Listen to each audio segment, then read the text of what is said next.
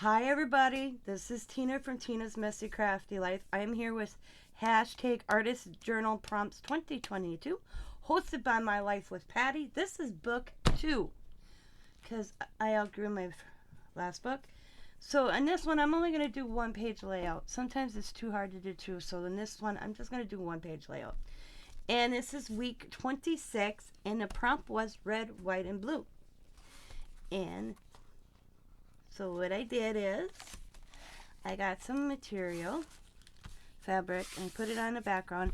And I had this in my stash of 4th of July stuff. I think it's from the Dollar Tree. And Allie helped me kind of come up with an idea how to paint it. Hi. Yep, Allie's here. So what I did is I painted red, white, blue, and then the USA. And then I got these little ice cream cones and some ribbon on top. And in my stores, I went around everything in black, so it kind of popped off the page a little bit. And this is my red, white, and blue. So thanks for watching, everybody. Have a good week. Bye. As always, be happy, be kind, be safe, be funny, be crafty, and bye for now.